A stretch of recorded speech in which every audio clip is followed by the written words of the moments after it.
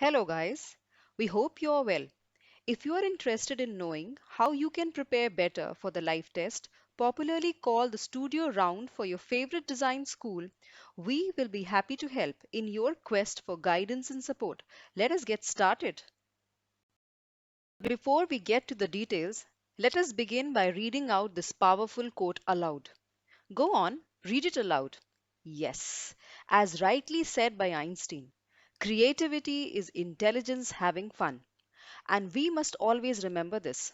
No matter what you draw, what you make for yourself and the world, remember to have fun doing it. Also, what do you think your favorite design school is looking for in you? Let's have a look. Well, the list goes as a good observer. A good designer has the ability to observe and learn from the environment, community, etc. It is the biggest quality of a creative mind to see what most others considered unimportant or the usual. Creative thinker. That's obvious and almost cannot be compromised. Constructive positive thinking defines the mindset of a good designer. Seeing the brighter side of things and coming up with ideas which are simple yet different. Hands on, minds on, exploring and experimenting with materials or elements which create a design work, whether physically or on an app or a software, is an important skill and will always be considered. Teamwork. That's not something one can get away with. How can design work in isolation? Communicating ideas to a team is an important part of a designer's job. And know thyself. This last one we will really look at in the end. But for now, we can say do not underestimate this one. These five skills are the ones you will be judged on through the various tasks given during the studio round. Whoa, that's a tough list to work on, and you hardly have time for it. Come on, obviously you have these skills. That's why you are curious to know more, or that's why you have cleared the first round. While many of you will prepare for the studio test after you get your results for the design aptitude test, it is recommended that you really start early. Let's possibly categorize these skill sets for you. Number one, observation. Number two, creative thinking.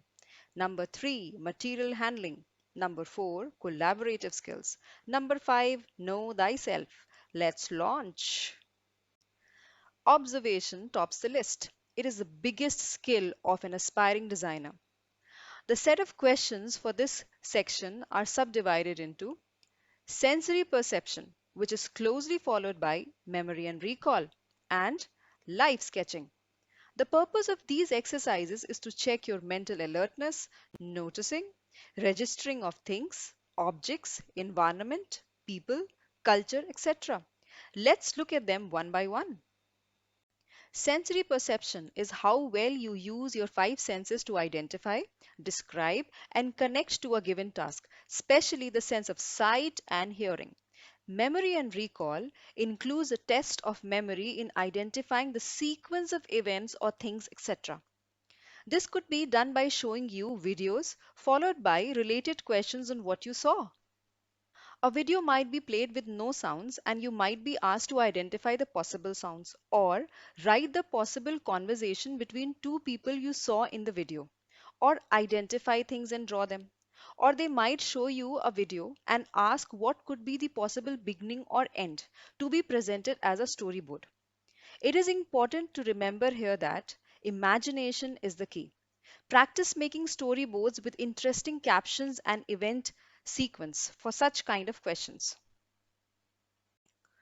In an audio-visual round, sometimes common or familiar sounds might be played and you would be asked to listen and then recall them. An example of this could be a mixed audio played with sounds of common domestic animals, kitchen utensils being washed, toilet flush being operated, someone singing, and a siren. The best way to prepare for this is probably practice some mindfulness. Sit for 5 minutes with your eyes closed and try to listen to the sounds in your house or probably in a busy marketplace, a children's park, etc. Also, you can try making an A to Z chart of common sounds and keep adding to it. Apart from the above, other sensory tasks sometimes may include you being exposed to objects with certain smell or touch, based on which you would be required to identify them. Moving on, you might be shown a set of images quickly for 5 to 10 seconds and you would be asked to recall them. To prepare for such exercises, practice drawing every day. This will increase your awareness towards the things which are around you and also which will form a part of such image-based questions. Observe the details, materials, textures of what you capture on paper. Start with a list of 150 everyday objects and 50 plus objects at public places. Everyday objects are things you see around in your house. See in kitchen, bedroom, bathroom, your study, etc. Pen down all objects you see and then draw them again and again. Not one after the other, but say if you have listed 150 objects, complete drawing all of them once and then revise them with some changes. Like add material and texture the second time you draw them. Third time, draw them in relative proportion of one another to understand the sizes. Objects at public places include those you commonly see at railway station, shopping mall, traffic signals, public park, etc. Do add to your list as you draw. Next, from the section of observation comes live sketching. Live sketching involves capturing or recording an ongoing activity, scene, nature drawing, and or objects displayed. It could also be sometimes a memory-based drawing task, like a railway station, maybe, but this time it would be given with some kind of twist and turns. Apart from observation, your drawing skills also will be evaluated and analyzed in terms of your perception of space and things around you. How much can you capture what you see? Which means observing and drawing details. So, how do you build your observation? It is not that you will look at everything with a magnifying glass now. No, that's not required at all. You see, we are already experiencing things around us through our senses. You require to be just more aware and notice things as they happen. So, start by observing things closely, practicing mindfulness, drawing more and drawing regularly, and reading. You can read about art, your city, culture, craft, design, anything or everything which is related to creative thinking. A book we can recommend you is Six Thinking Hats by Edward de Bono to get started. Up next is creative thinking, which includes doodling. Doodling is a kind of psychosomatic analysis of your thought process. Big words. But what it really involves is analyzing your creative thought process, your attitude, attention to details, and the willingness to solve problems innovatively must be reflected in these tasks. Incomplete doodles are given in form of curved lines, dots, etc. You are supposed to draw something meaningful out of these incomplete lines and provide a suitable caption to your drawing. Doodles tell a lot about you, just like your handwriting does. While you prepare yourself for the doodling exercises, it would be a good idea to know beforehand on what criteria you will be judged on. By understanding this, you will know what to draw, how to draw, and what to show in your drawings. Let's understand this with the example shown. We hope this gives you an idea of the kind of work they are looking at. So, if we put it for you, while preparing for this section, you must consider the following. I for details. It is always good to make a detailed drawing where possible because it shows that you are a keen observer and you remember things. Positive attitude. Positive attitude will win you a lot of life.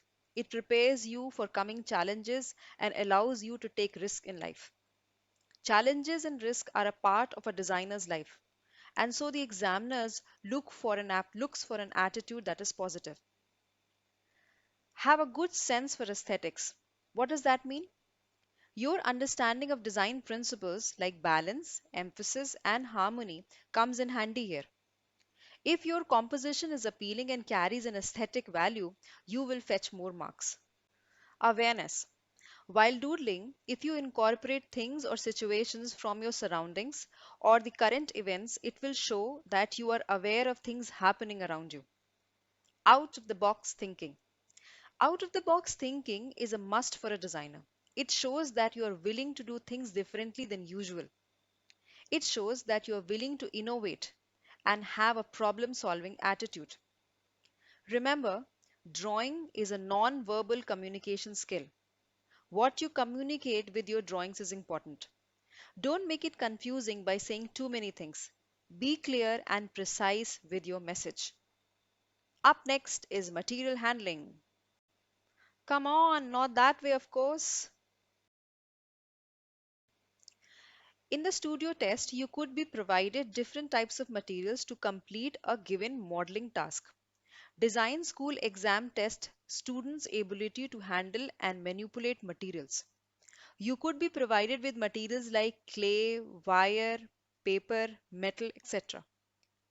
3D modeling involves three different kinds of tasks: creative challenge, a problem to be solved, and artistic explorations. 3D modeling with materials which involve a creative challenge may include questions like make a toy which has movement and sound. And the materials given for this could be balloons, rubber bands big and small, aluminium wire, aluminium sheet, and thick card sheet.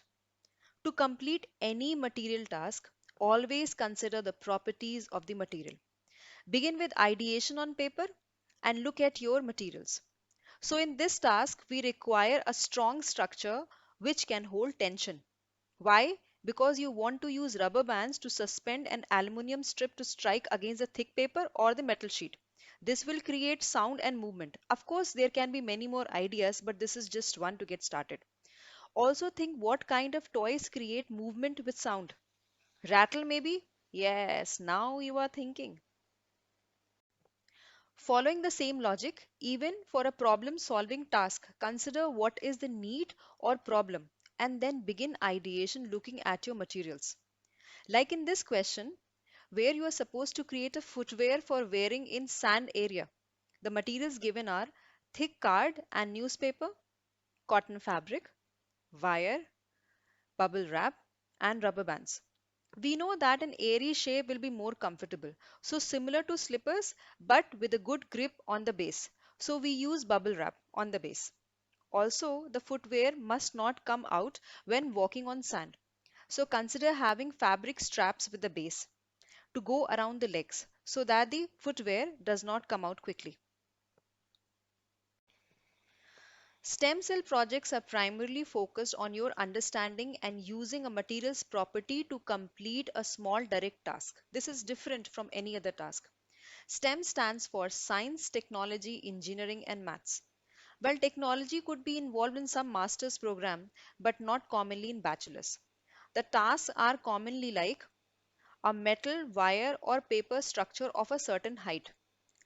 These can be completed by using the following techniques. One of the following techniques, of course: coiling, layering, folding or origami, splitting, linking to develop the structures. 3D modeling might sometimes not be purpose oriented, but just to see your use of materials to complete a direct task. It's basically how can you handle the given materials. These are exploratory tasks in clay, plasticine or potter's clay both to create objects, containers, replicate a pattern or maybe create textures. These tasks could rarely include making a stamp or engraving on a material like potato and soap respectively. If you see closely, these are not difficult but fun to do tasks. So there again we go back to our slogan. Creativity is intelligence having fun. Yes. While the ones discussed till now are skills common to both bachelor's and master's program, the two remaining we see now are meant more for masters. However, it is no harm in understanding and working on these even at the bachelor's level because you might get surprises anytime. Working as a part of team is one of the most important skills required in any job or business. So why should design be any different? Normally, when put in a team, you will be given tasks which have team activities like brainstorming, sorting out things, group discussions, etc. And this will be followed by an individual activity which you have derived as a result of the teamwork. The skills of a good team member include communication skills. Communication involves listening to ideas and sharing yours. How do you talk to people? Do you listen to them or do you only speak about your plans? Think about it. Next, social skills. Social skills involve how do you interact with your team. Some of you might be extrovert and others not so. This does not mean one is better than the other. While an extrovert will naturally lead a team, an introvert will probably listen more and come up with the best ideas. So, in a collaborative task, listen, speak, interact, appreciate, compile, and conclude. After knowing these, we are sure you can take a breather and say, this was easy. Yes, it is. But who really gets in will be someone who will have just something more than all this. So let's see the last one. It is important that you know yourself as a person, your strengths, weaknesses, which will reflect in your work and which might be directly asked as well. Also, be sensitive to your environment. How do you handle the things given to you? Do you leave them? Do you clear up your workplace? Do you keep your workplace organized? Do you care to throw the trash in the bin? Of course, these are not the first things they will see, but they will see them for sure. And lastly, how do you work when you're put in constraints of, say, time and space? Do you panic or you enjoy the challenge and have fun? So, we come to an end to this presentation and we hope this was really insightful. Share your comments and questions and we will get back to you. Thanks for watching.